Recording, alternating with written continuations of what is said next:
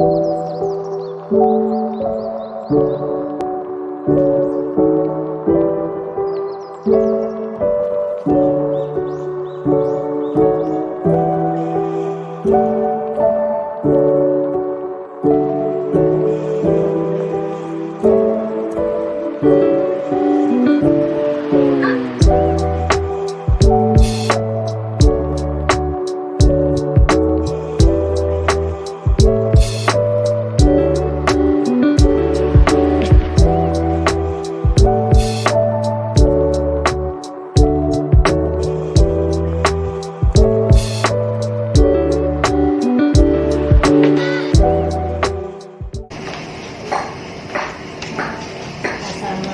warahmatullahi wabarakatuh. Waalaikumsalam warahmatullahi wabarakatuh. Sebelumnya terima kasih kepada Ibu sudah menempatkan waktunya untuk kami untuk izin wawancara terkait evolusi. Sebelumnya kita memperkenalkan anggota kami.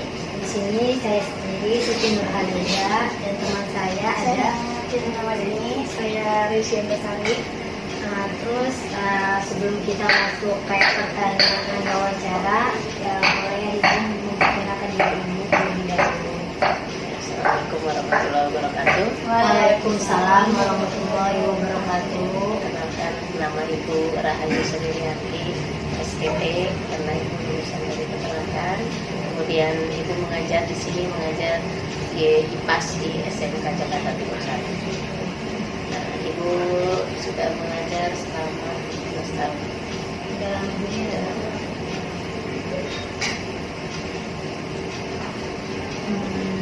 pertanyaan pertama, apakah Ibu ketahui tentang terkait teori evolusi?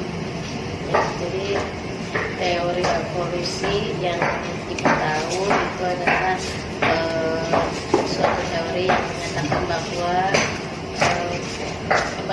perubahan makhluk hidup ya, itu berkaitan dengan adaptasi, kemudian genetik dan seleksi alam gitu. Jadi perubahan-perubahan yang terjadi pada makhluk hidup tersebut ya.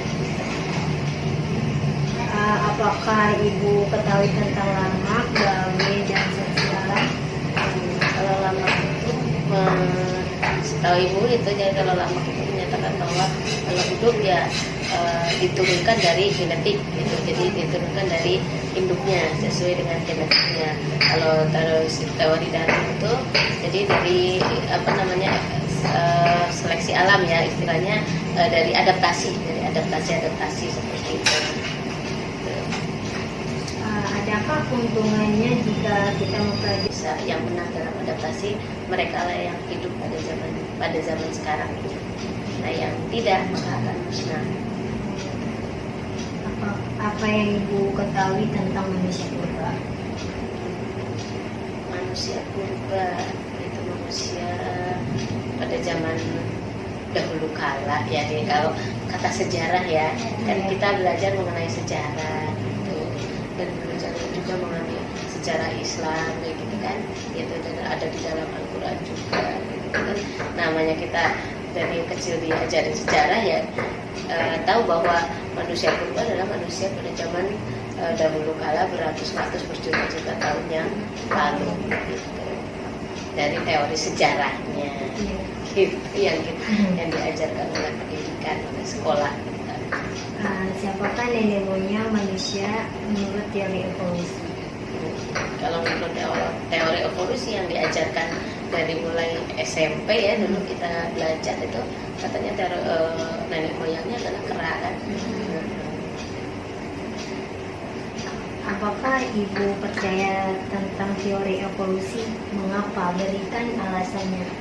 Ya, kalau tadi seperti bahwa manusia itu asalnya dari kera, ya Ibu nggak percaya. Kenapa? Karena di dalam Al-Quran dijelaskan bahwa manusia itu diciptakan yang pertama adalah Nabi Adam dan Siti Hawa, jadi bukan kera gitu. Tapi kalau diajarkan misalnya dari itu kan teori yang ada di dalam pendidikan seperti itu. Berarti pandangan Ibu tidak percaya.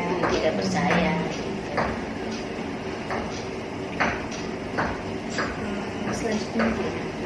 yang Ibu ketahui tentang adaptasi dan mutasi? Jadi adaptasi itu adalah penyesuaian diri terhadap lingkungan, ya, adaptasinya, supaya makhluk hidup tersebut bisa hidup ya sampai hari ini. Jadi yang bisa beradaptasi itulah yang bisa hidup sampai hari ini. Apakah Ibu beragama? Sebutkan agama. Alhamdulillah, agamanya Islam. Di dalam Al-Quran sudah dijelaskan ya, itu bahwa ya kayak seperti tadi asal usul manusia adalah awalnya dari Nabi Adam yang sudah tercatat di dalam Al-Quran, di dalam hadis juga. Apakah agama Ibu mendukung teori evolusi? Kalau yang seperti yang tadi asal usul manusia dari kera, ya tidak, gitu. Sepertinya tidak ada ya agama yang mendukung tentang teori evolusi. Tapi kalau misalnya adaptasi hewan dari dulu sampai sekarang, misalnya contoh misalnya jerapah itu mungkin awal mulanya adalah mungkin lehernya pendek karena dia makannya pohon yang semakin lama semakin tinggi, bisa jadi. Nah itu jadi bisa logo Manusia pertama menurut Al-Quran hadis. ya, manusia pertama ya Nabi Adam ya dan Siti Hawa. Apakah teori evolusi bertentangan dengan agama Ibu? Berikan alasan. Ya, jadi teori evolusi ya kayak tadi ya, ada yang bertentangan, ada yang bisa diterima dengan logika ya. Misalnya tadi kayak jerapah mungkin awalnya lehernya pendek ya, jadi panjang bisa jadi, itu kan masuk akal ya. Tapi kalau manusia kan udah dijelaskan bahwa di dalam Al-Quran itu sudah dijelaskan bahwa manusia pertama adalah Nabi Adam, bukan kera. Ya, selanjutnya, apakah teori evolusi masih layak diajarkan di sekolah-sekolah? Teori evolusi sebagian mungkin ya gitu ya, kayak misalnya dari adaptasi, dari seleksi alam mungkin masih bisa, bahwa yaitu makhluk hidup yang ada hari ini adalah hasil dari proses seleksi alam.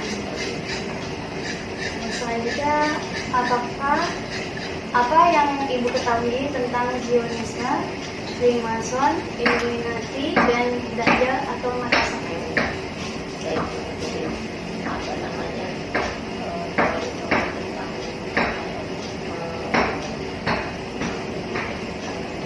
agama.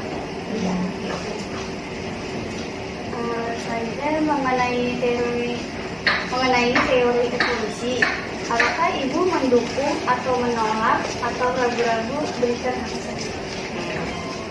Itu jadi kalau untuk tadi bahwa manusia asalnya dari kera, menolak itu. Kalau misalnya untuk bahwa makhluk hidup yang ada adalah hasil seleksi alam, saya gitu.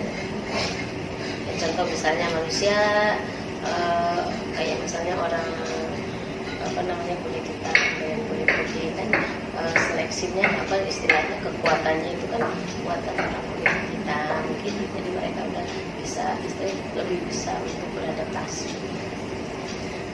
Menurut Ibu, mengapa teori evolusi atau khususnya mengenai evolusi pada manusia masih dipelajari sampai sekarang?